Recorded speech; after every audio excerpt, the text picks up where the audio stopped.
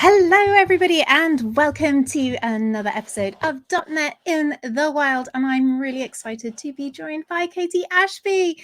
I got the pointer the right way then. Normally I'm like, oh no, you're over here. And I did it. I managed. Welcome, Katy. It's lovely to have you on the show. And I guess, I have got a little bot set up for you, but there we go. But that's not you. That's Jeff Fritz. And I updated this. I knew it couldn't go perfectly. And I would love for you just to tell everybody a little bit about you. Hi, everybody. I'm Katy. You might know me from Twitter at Katy Code Stuff. I'm a UK-based software developer. I'm currently working as team lead, principal software developer. Yeah, that's kind of it in a nutshell. I do C# mainly, but I work with a variety of different tech stacks as well. I do some front-end stuff as well. Bit of a mixed bag, really. It's quite a small company. I've always worked at small companies where you tend to do a lot of different things, which is great for exposure to stuff. It generally means you're pretty busy all day long. Yeah, I remember when I worked at smaller companies as a sort of just a regular dev and before DevRel, and I was always just flat out all day. See, I've got it. So I forgot to press the save button, so now I've got the proper chat coming up for you. So you have, I think you talk about on your Twitter that you've gone very quickly from sort of qualifying and graduating into your position now, which was really cool. And you're also on the Women of .NET site, which I'm very excited about. Yeah. So you did a master's in physics, didn't you? Yes, I did. Integrated masters. So it's like a bachelor degree followed by another year of study to get the integrated masters. Yeah, I remember that when I went and tried to get a degree. There are a lot of people who did that. They just did the straight on follow in. They started like the combined thing and just went on to do that. So we have a message from Thindel. Angular, send me your happy thoughts. I'm about to start working in a project built with an Angular front end, and I know no Angular. You've only recently started learning Angular, haven't you? So was that React you've started yeah, learning? I've recently started learning React. So I've been working with Angular now for probably about 2 years on and off. So not like an expert by any means. I quite like Angular. It's obviously JavaScript based, but usually TypeScript, which I like. TypeScript's quite similar to C# if you already do C#. So that part of the transition wasn't too bad for me. The main thing is like getting to grips with how web development works with components and like the HTML templates and things like that. So yeah, I don't know what your experience is with front end, but it's pretty generic in that way. Like we still have HTML, CSS, the kind of cornerstones of web development, and then the Angular framework on top. Which, yeah, I think I wouldn't be scared of it. It's well documented. It's pretty good. I didn't enjoy working with Angular. I did Angular JS because I had to do that at one job because we had Umbraco, and that sits all on Angular JS. I've also done Angular 2 and Angular 4. And then at my previous job, they made us learn React. They sent us on a course to try and learn React. So we did a week's training. They flew us out to San Francisco, and we did a week. And it was 4.5 days. And it wasn't until Thursday morning, so we had done 3 days, that they actually started looking at React. The first 3 days were all HTML, CSS, and vanilla JavaScript, and it was like half of my team, we were all web developers. So it was really it felt like we were all very, very sort of bored by the time we actually got to the React bit. And then we're like, oh, what? No, it was all the state management. I couldn't get with that. It only goes down and it doesn't go back up. And I'm like, oh, and then TypeScript. All I do is any. That's my approach to TypeScript. No. How could you say that?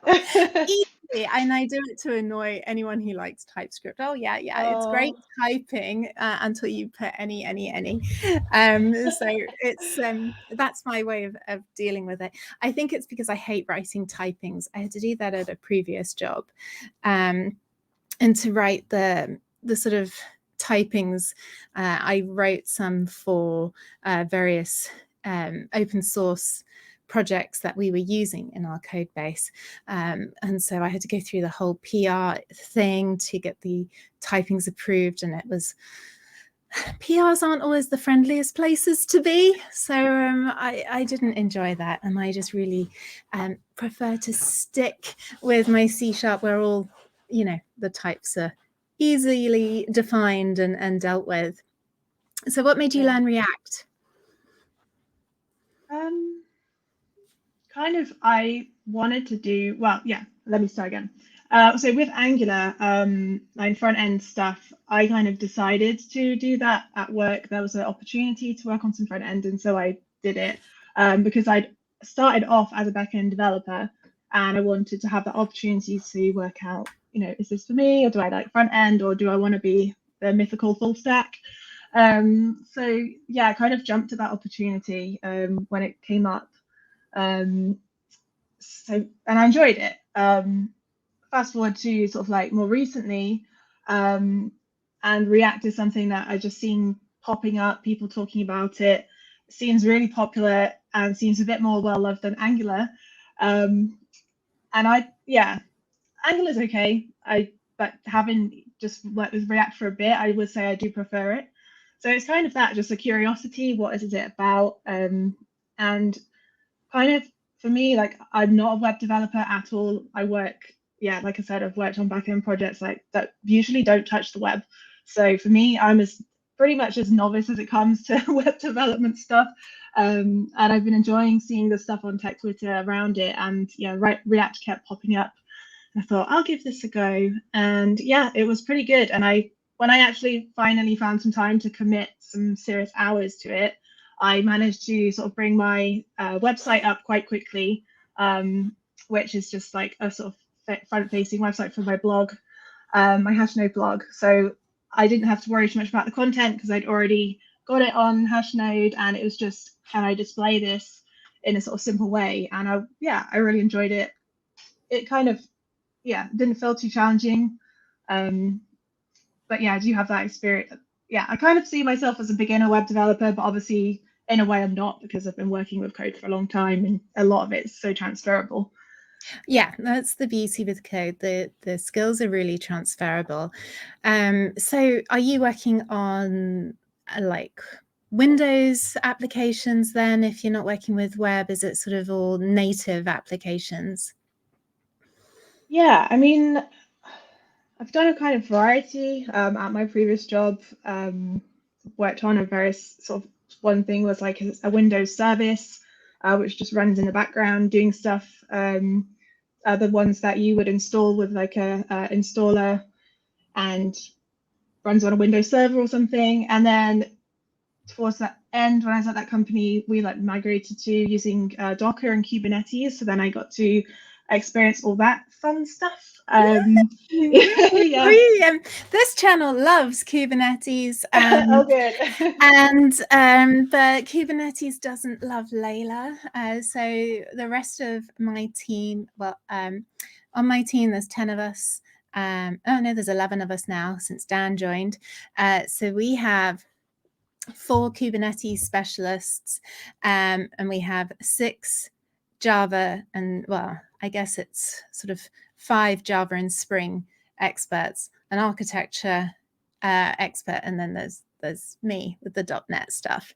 I've tried a bit of the Kubernetes. I've never done it in commercially, so I think it would be scary. So we've had some good comments coming through. So we've got Armando says that they use Angular 13. Are they really up to 13 now? Oh my God, I'm so Yeah. behind. Wow, where did that go?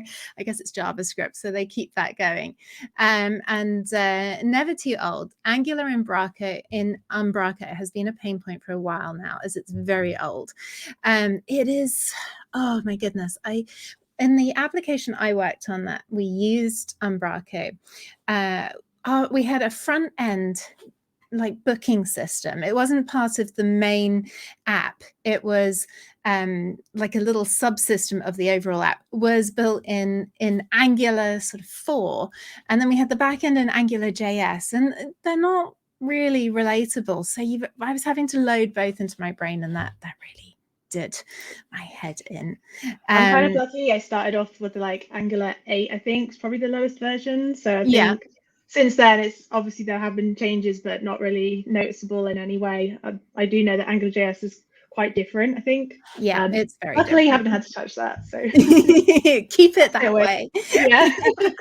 Yeah, I think I saw someone else said that they have looked. Where was it? They were looking at, oh yeah, here we go. Vladdy Codes worked with React and Vue. I've done React. I've done a bit of, well, I actually started with Knockout and then I did Vue. I quite like Vue. I think that's quite a nice one. And then Aurelia is very like Angular. I've looked at that because my partner had to do Aurelia. So there's so many of these frameworks. I stick with Blazor now, so I don't have to do any of the JavaScript-y stuff. We have Knots Colin. As a back-end dev, I avoid front-end dev work like the plague.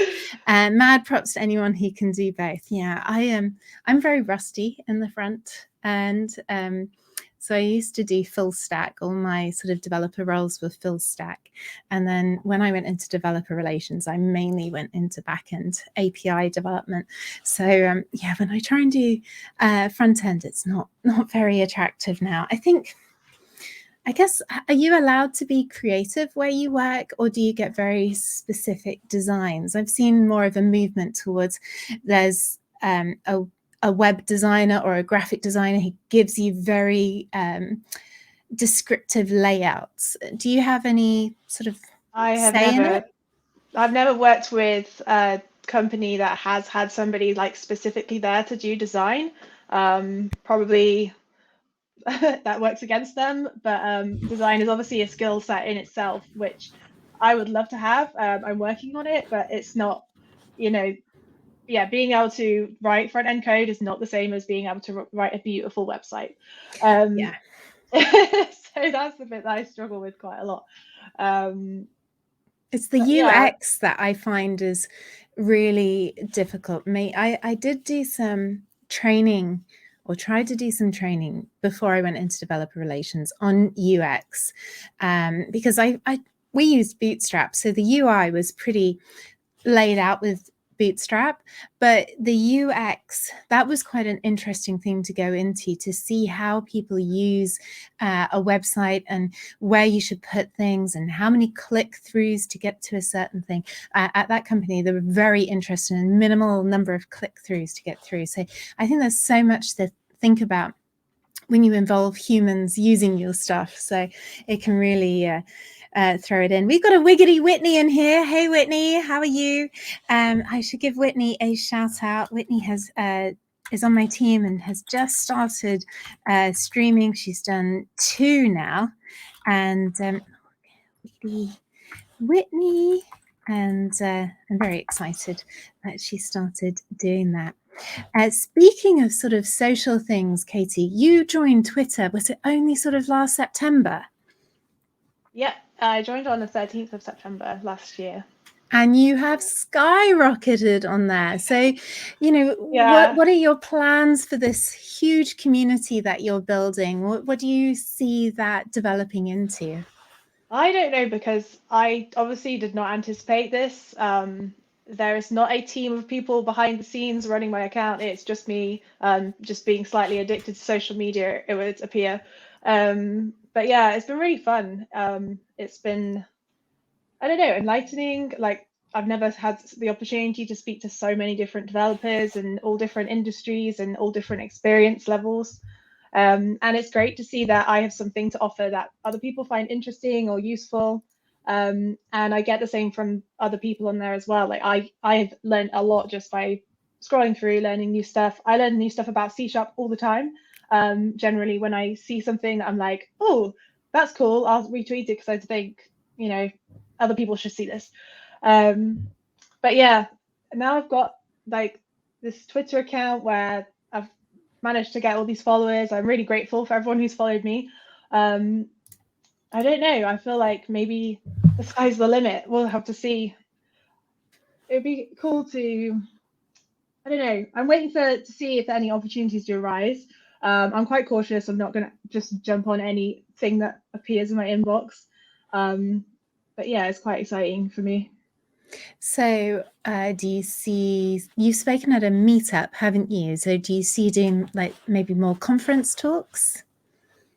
Yeah, well, since I did speak at a meetup, so that was a local one to me, which I've been attending for some years now. That was just like a 5-minute lightning talk. I would love to do more things like that and potentially do like a full-length talk as well. I always struggle with thinking of like what's the thing I can talk about. What do people want to listen to me rambling on about for 45 Oh, minutes? yeah. But I think actually being on Twitter has given me a bit of confidence that some of the things I've said have gained traction, and I'm like, oh, okay, maybe I could do a talk on that. And I've also enjoyed being part of the Twitter Space community. I've Yes, I done want to I've done a ask you few about of that. those. Yeah, I've done a few. It's such a great tool. I don't know. It's kind of like being on radio, and I mean now they've introduced the recording aspect, so it's a little bit more nerve-wracking. But before it was just kind of you could just set up a Twitter Space and have your own little radio show with people. And it's given me an opportunity to collaborate with people across the UK, across the world, and yeah, discuss topics with them that I care about. And it's cool. What sort of things then have you been discussing? Because this is kind of like radio as well. I Yeah. find from when I've spoken to viewers, a lot of people use Twitch as background, like a radio, and then they hop in when they feel that they can contribute or something piques their interest. So, what sort of things have you spoken about on Twitter Spaces? So the first one I did, I think, was on hustle culture. That was a fun one because it was a group of devs that we'd all met on Twitter, sort of across the UK. So that had quite a few different speakers, and we were just talking about how it affects us and like what we think of it. I did another one recently-ish on sort of leadership and what's you look for in like a good leader and sort of sharing experiences and stuff. One really exciting one I got invited to was by Danny Thompson, who's quite a big name on Twitter. And it was an expert panel, which was super daunting to be considered among experts. And that was just kind of, I think, how to elevate your code, sort of tips and tricks for sort of beginners or like intermediate people wanting to improve their code sort of from a technical point of view and sort of soft skills as well. So that was really fun. And really like flattering to obviously be invited to be part of that panel. That's really cool. It's so lovely to see someone. I think sometimes in the UK we get forgotten because we're in a different time zone. So it's really good that you're getting these platforms to speak on. Now, Thindle has asked if you have a Twitch channel. I don't think you stream yet, do you? No, so I have got a Twitch channel and it is Katy Code Stuff, same as my Twitter. But if you go there, you'll find dust balls because I've not done any streaming. I will drop it in.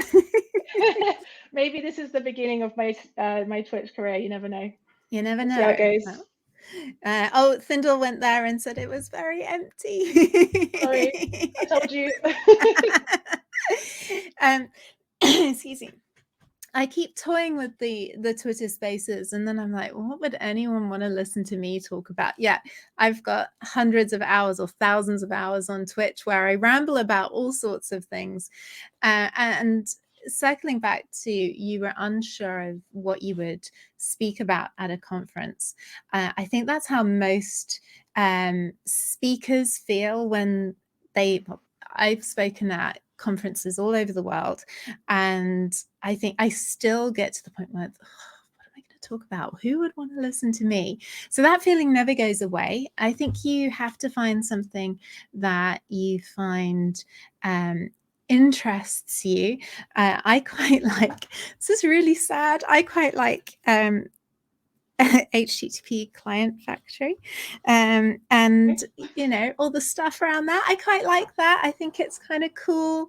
And I love all dependency injections, but I've never done a talk on those. But I think, oh, maybe I should. I usually do introductory level. That doesn't mean sort of people new to code, but sort of like you've come to this topic, and I do an introduction to that topic. So, well, if you ever want help with like writing a CFP, so that's a call for papers, that's what you submit to a conference, or just what conference to go to, you can talk to me, and that goes for anyone in the audience as well. There are things that are run every year, is like global CFP days, and they're sort of almost like a little mini workshop to help people write CFP. So you should look out for one of those. They're really cool. So where do you see yourself sort of going to next? Do you think that you would like to stay doing software development? Do you think, well, now you've sort of grown more of a community, do you see yourself going towards developer relations? What do you think? What's in the future for you?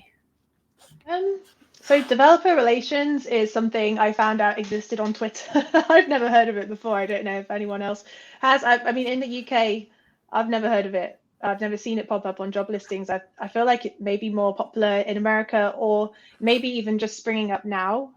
But I could be just totally out of the loop.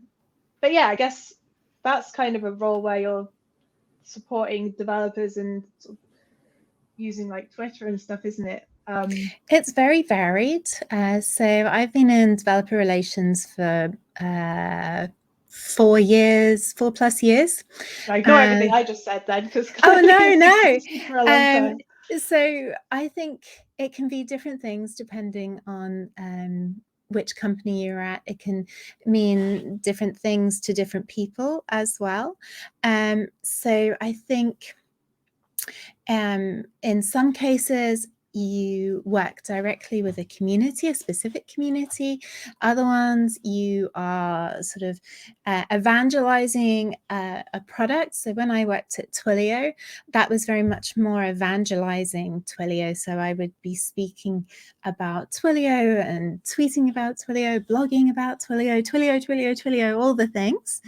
And then but now at VMware, it's more of an advocacy role. So I advocate on behalf of the community inwards. So we have several products internally, and I use them. I speak to members of the community using them, and then I feed that back in. So that's quite nice in that way. You can have people who write docs, that's developer relations. You can have technical writers. You can have people who actually go out into the community and run workshops. I think it's a really cool, varied career. All you can be like the cloud developer advocates at Microsoft, so they're very specific on a community or a piece of tech, and very centered around that, and they'll speak at conferences all over the world on that particular topic that they advocate for. So it's quite a fun and varied role. And yeah, I don't think I really knew what it was. When I got approached about joining Twilio, someone said, would you like to be an evangelist at Twilio? And I went, what's that? Are you trying to get me to join a cult? And I mean, and Twilio was a bit of a cult. So I do think it's an odd choice of word to use, an evangelist.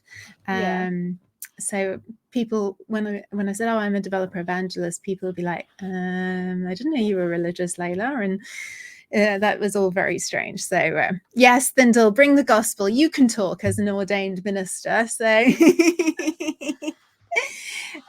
so you've been a lead now for a few months. How are you finding that? Yeah, it's good. It's hard work. It's a totally different skill set, obviously, to being an engineer or a software developer in that way. I've been working as a software engineer and like sort of senior level for a few years. And I joined my new company recently as a senior developer, and then went into the lead role. Um, and it's interesting because you're kind of expected to you're still expected to be like a senior developer on a team, obviously. That sort of skill and expertise and assistance and stuff doesn't go away. But then it's the line management side, sort of being responsible for the team, more so than just yourself, side of things. And it does consume quite a lot of time. I'm trying to keep a balance between sort of what technical stuff I do and how many meetings I'm in. Sometimes it's fine and I can get quite a lot of work done, and I forget almost that I'm a lead, and then other times it's just meetings, meetings, meetings. So yeah, it's been interesting. It's been a whirlwind as well. I think even with as much support as like I have been given, you can't be prepared sometimes. Like you just have to do, like if something comes up, you just have to deal with it, whether it's people related or to do with the workload or sort of technical crisis. Yeah, so it's been interesting. I do like it. I like being a senior developer, like and having that more technical leadership side of things, previously. So I definitely don't want to be ever in a position where I don't get to do that. But then the people leadership stuff is really cool too, and yeah, I'm kind of excited to keep skilling up there and seeing what I can do. I think that's awesome. And in your day-to-day role, do you do like a lot of research on the new tech coming up and what might be a good way to implement X sort of user story that you have or something like that? Sometimes, if it seems appropriate. I mean, often the stuff that comes through, like, I don't know, I feel like there's obvious ways of doing stuff. And also, I've got a gifted team around me, and a lot of them spend way more time looking up that stuff than I do anyway. So I like to just crowdsource the ideas. But yeah, I do like try and keep up to date with stuff, but I'm not constantly online, sort of in my downtime, looking up new tech and everything. Good. Um, And yeah. I keep meaning to ask you, how is your rat? Is she better? Is she Oh, doing better? thank you. Yeah, she's recovering. Good, good. She had an operation on Monday, and I think it's gone well. She's back to tricks. I have to give her like dog medicine every day, which is a bit weird. I guess it's basically just a type of medicine that they've branded as a dog medicine, but it feels wrong giving it to a rat. I don't know. How many do you have? I got 3 in total. They Okay. are very sociable animals. You can't have one on its own; it will get depressed. So Aw. definitely have at least 2 or 3, or ideally even more. They are a handful, though, so maybe 3 if you've not had 2 or 3 if you've not ever had them before. But they're so cute. They just spend pretty much 90% of the day curled up in hammocks together, snuggling. They'll be in one hammock 1 minute, and they'll come back downstairs like half an hour later, and they'll have all migrated into another hammock. So yeah, so I have a lot of hammocks in the cage because they like them. Yeah, I had a friend, he had, I nearly said rabbits, then rats. And he had 2, and they knew their names. So like when he called them, the right rat would come and everything. So they're so like clever as well. I think they're really intelligent to do stuff. Ratatouille was a documentary. Yeah, I like that. Are yours cooking you dinner right now? I hope so. I'm hungry.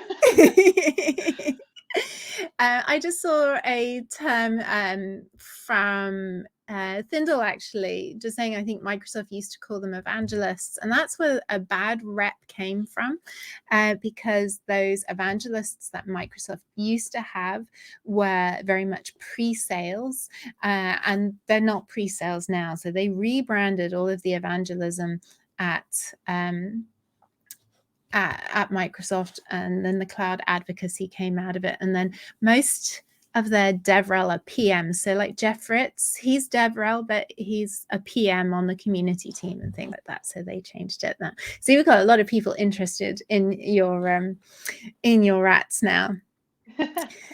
And Good, yeah, so they're underappreciated. I had silk mice when I was little. I had 2 brothers. They were lovely, very they were just very silky. They were quite stinky though, because they were boys, so they're quite musky, I think. Yeah.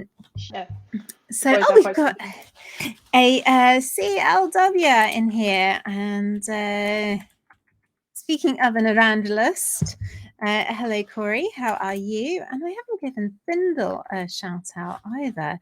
There's so much stuff. I was warning Katy before we went live that Twitch is a little bit of a juggling act, that there's so much to get going on here. So, and there we go. So there we go, pinging people out. So what is your favorite thing, do you think, that's come out most recently with .NET that you either really enjoyed playing with or that is on your list to play with? Have you got anything that you're interested in? So, newest stuff. I'm trying to remember now what came out recently. I definitely like the record stuff in C#, like the new record classes. They are cool. The annoying bit about classes when you can't, like, you've got the reference quality, it just removes that issue. And I'd like how you can kind of make tidier APIs with it and like get rid of all the models and but I'm only just kind of starting to really use it, so I'm sort of finding more things that I like about it as I go along. But that's pretty cool, just because, yeah, less code, which is nice.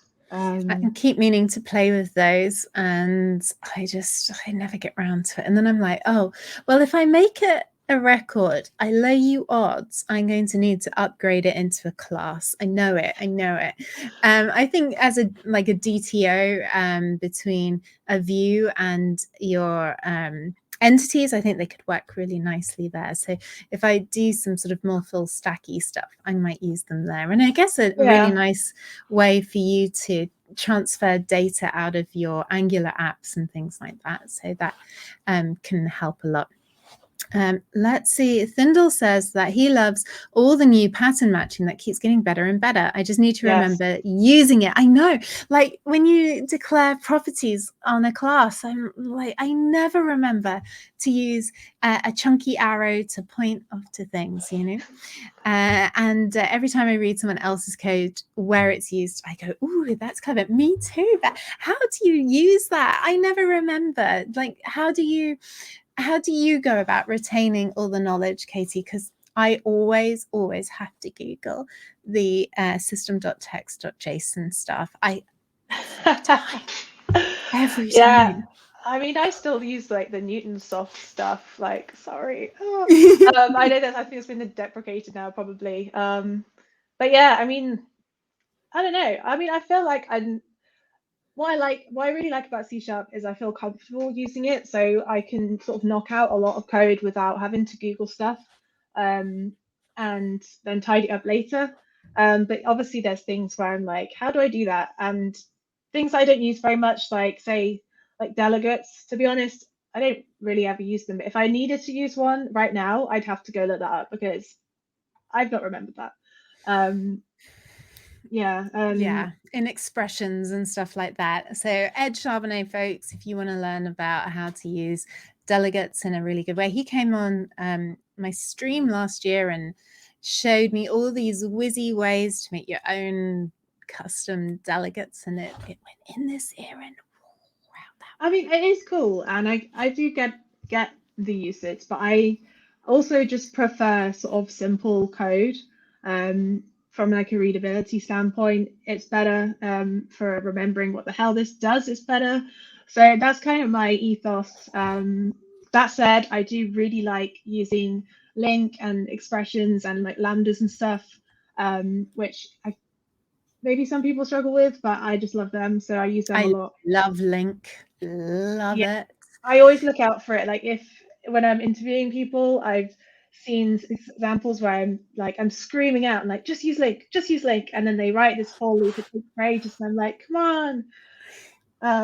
So that's a hot tip from me if I'm interviewing you. Use link. Yeah, so I try to linkify everything, and the IDEs are really good as well. So if you aren't quite sure how to do a complicated link query, you can write it out as a loop of some sort, and then like magic, the IDE can convert it for you. Hello, Nick. Of course, Nick loves delegates and expressions, so that's pretty cool. So yeah, I'm trying to think which I was really excited. I liked all the new stuff that was coming out. I've been playing with Blazor Hybrid. So that's having a Blazor application running in Maui on your desktop. So I kind of had that work. I've been playing around a lot of that because I'm speaking at a conference on Thursday about that. But yeah, I can't think of any of the other stuff. I know there was a lot of stuff. I'm very disappointed with Hot Reload, as people know. Yeah, I tried using that and it didn't seem to work, so I've given up. Yeah, it doesn't work for me, and I've been quite vocal about it. Yeah, yes, Thindle. Everyone is a little bit peeved about Hot Reload. It's not been much fun.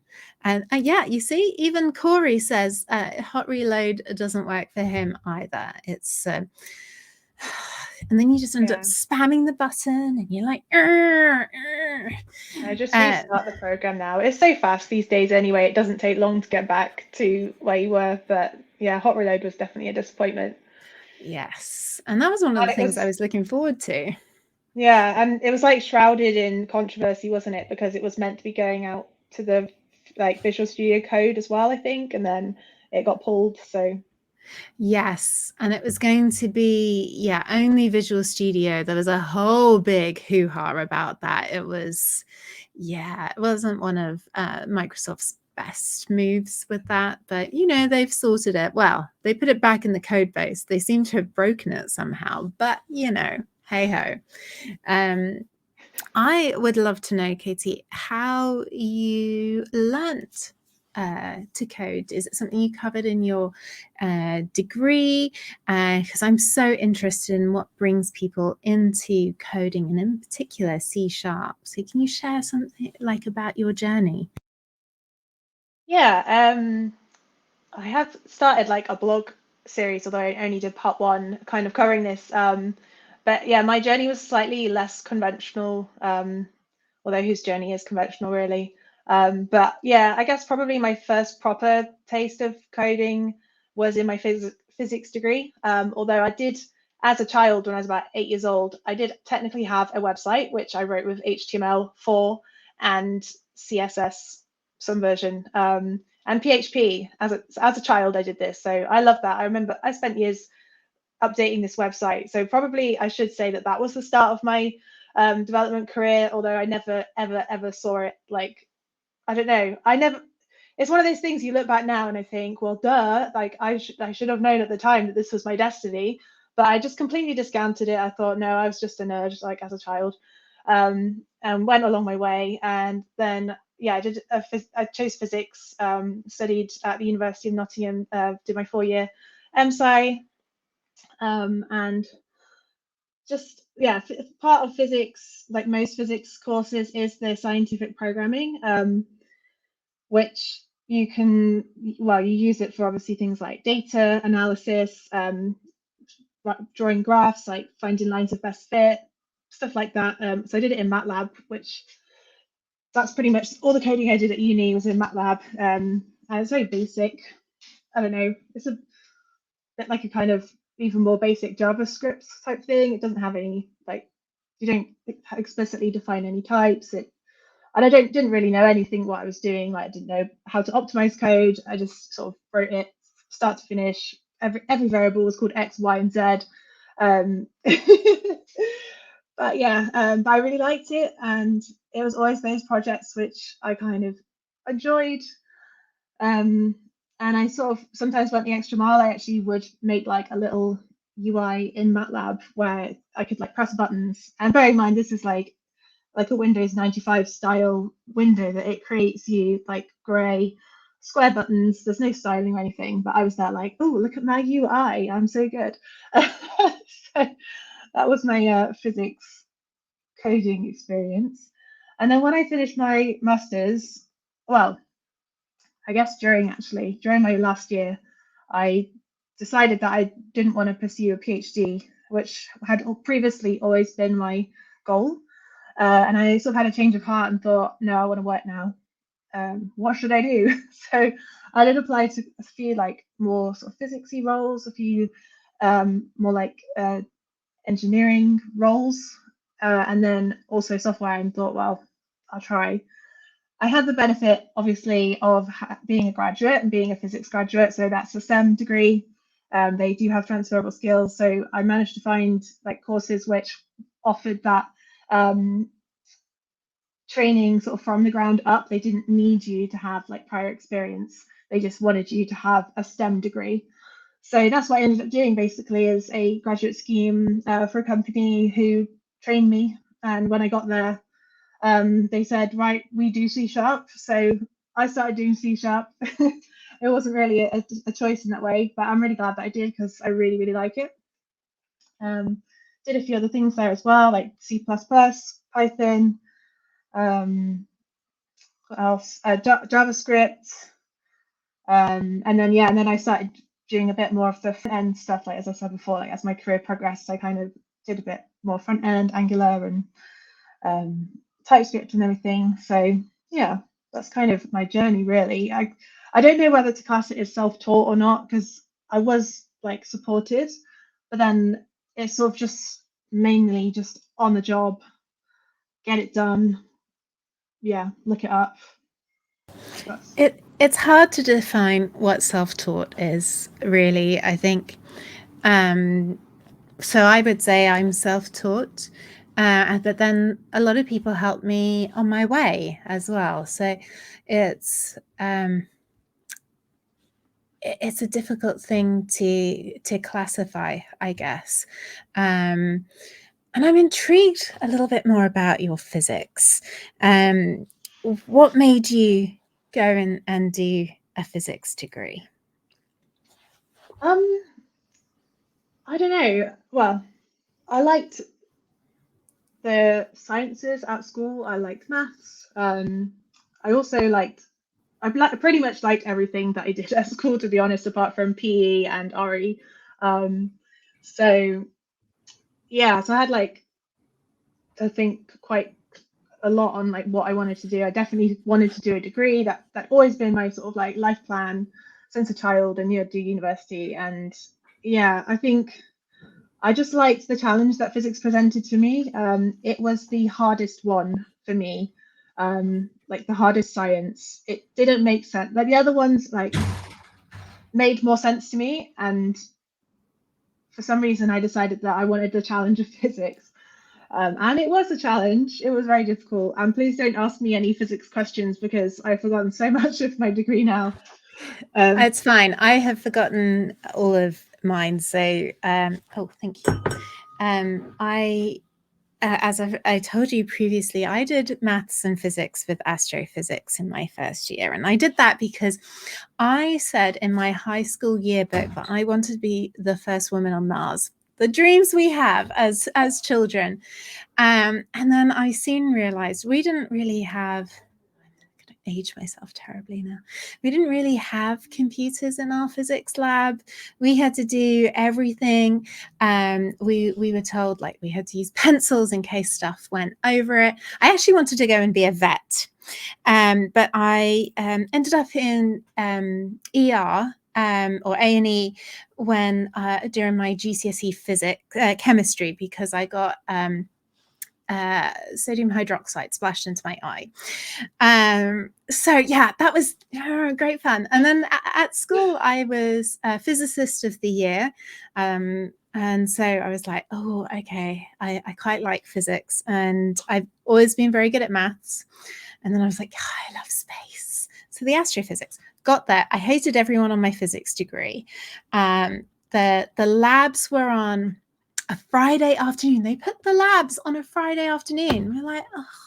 So, half of us didn't end up going. And then I was like, oh, no. So I restarted and did straight maths after that. But then I had to drop out because I lost all my funding. So another very long, sad story. But it's that was sort of my idea was I want to go to space, and there was none of that. And if I was going to university now, there's a real serious chance that I could have been someone on Mars. If you see how everything's going. Hello, Zamarin from Ukraine. Welcome. Yes, Lyndall, I would have been a vet on Mars. I always have loved animals, so that would have been good about going as a vet. Oh, I like this Knots column. Colin, not column. The best thing about humans colonizing Mars would be the Mars Olympics with the low gravity. Yes, that would be very entertaining. So what do you think is next for you, Katy? What's coming up on your horizon? What do you see happening in 2022? Big question. I'm hoping something cool's just gonna plop into my lap. Maybe from the Twitter stuff. I'm also obviously I'm planning on carrying on like working at my current role and sort of learning about being a team lead and taking the next steps there. And yeah, it's like I said earlier, it's a huge learning curve and sort of a step up as well. So massive opportunity for me. So focusing on that like in my day job. But yeah, I think I'm really enjoying the other stuff I'm doing, like in the tech community, being a bit more involved there. I think that's cool, and I like the idea of being more involved. Yeah, and just seeing where that takes me and how I can kind of combine that with what I'm doing now. Yeah. Oh, that's fantastic. Hello, Napalm. Welcome. Better late than never, I guess. It's all right. I can wind this lot up. So if you want to follow Katy, she is on Twitter at Katy Codes Stuff, and I'll just put your blog link up. And I think you're very good doing a blog. I'm terrible at keeping up to date with blogs. I just do it for work instead. And even then, I'm terrible at doing that. Whoops. So, does anybody have... I was only joking, Napalm, only joking. Does anyone else have any questions for Katy? Any other things that you would like to ask her whilst we've got her as a captive? So, I think, is there anything else that you would like to let people know about Katy? Don't know. Put me on the spot there. Oh, I'm sorry. Your Twitch career on the horizon. How many Raspberry Pis do you have, says Java Grunt? Oh, 0. Sorry. I've never done any Raspberry Piing. Maybe I'm missing out there. Yeah, I've got one, and I think, well, maybe 2. One's in some kit that I got my partner, like a Python code driving car, so it's half assembled in the other room. It's got a Pi in it. Oh, I do have one on this cool Game Boy thing that Twilio made. Corey, do you remember those? Like the game packs? They have a Raspberry Pi on the back and they'll run Doom on them. So they're quite cool. Yeah, Thindle's got 4. They're impossible to find at the moment. And Napalm has 5 in a Kubernetes cluster. Yeah, Kubernetes. Well, I have to get you to teach me how to do Kubernetes then, Katy, unless you've forgotten it all because you've not done it for a while. I'd like to hope that I haven't forgotten it because I spent a long time like actually learning it. Although I have to say I wouldn't want to be the person setting it up. That bit is awful, but I can use it and like I got really good at using the CLI tool, which is kubectl. Could pretty much do everything I needed with that. And actually being on sort of doing more like CLI stuff with Kubernetes and Docker and obviously Linux got me like really sort of fluent on command line, so I do most the stuff that I can really in command line, like Git. I don't really ever use like a GUI for that at all now. I So that never was use quite a good. GUI on Git. I hate any GUI. It's always on the command line. Yeah, they're bad. They're just bad. I Yeah, don't know how to explain it. it's not good. I actually have rebranded what you said you use to deploy it. I have rebranded it Cubectile, like a pterodactyl. Okay. So yes, I'm trying to make it a thing. So I'll need your help to make it a thing. No one's listening to me. It's Cubectile, folks. It's Cubectile. We do stuff Cubectile. Okay. Cubectile, like a pterodactyl, you know. Because I've also heard it being Cubectile. Cube Cuttle or Cube Yeah. Cuddle. Yeah, everyone. Yeah, you see Napalm saying Cube Cuddle. No, it's a nasty No. pterodactyl swooping in. That's it. That's what we say. I'll just get rid of it, give it an alias as K and just be done with it. That's the other way. Yeah, I only sort of really delved into this last year with Wiggity Whitney. We did Kubernetes the hard way. And Kelsey Hightower came on stream to roll his eyes at me because I was so stupid. And I kept calling it Cubectile. And I said I kept telling him he needed to rebrand it, but I don't think he has. So I am just going to show your links one more time, Katy. And I am so happy that you had the time to come and join us.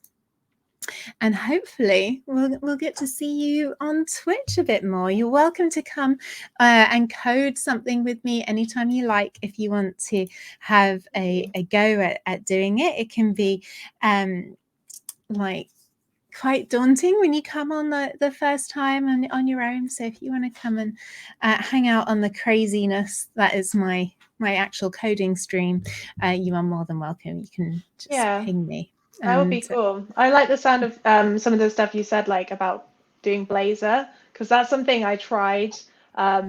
Very small try, didn't go very well, so then I abandoned it and went more towards the other front end stuff. But yeah, it looks cool. Yeah, I've built out 5 demos last week for the conference talk I'm doing on Thursday.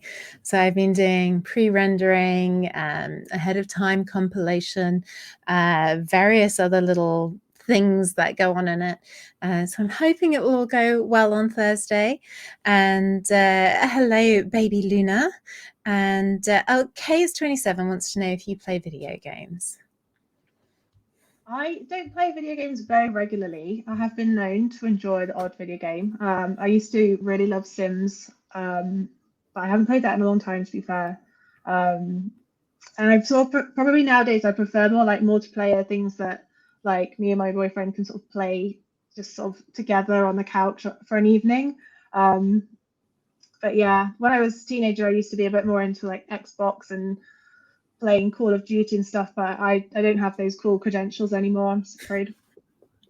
Yeah, I like playing video games better than watching TV or movies or anything. So I'm very into games, but there's a dearth of them at the moment. So yeah, I really like watching the YouTuber though. I think he's called like Let's Game It Out, where he just plays video games but completely wrong.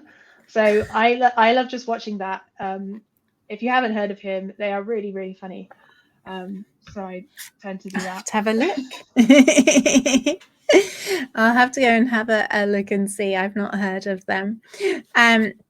So, well, I guess thank you so much for joining us.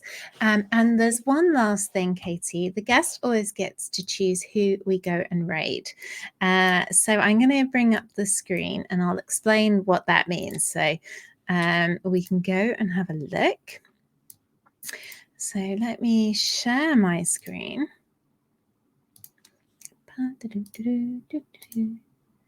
Alrighty. So let me come and have a look. And if you can see that, oh, look, we're right near the top. Yay, awesome. Is there anybody here that you feel appeals to you and you would like to go and raid them? God, zooming in right now.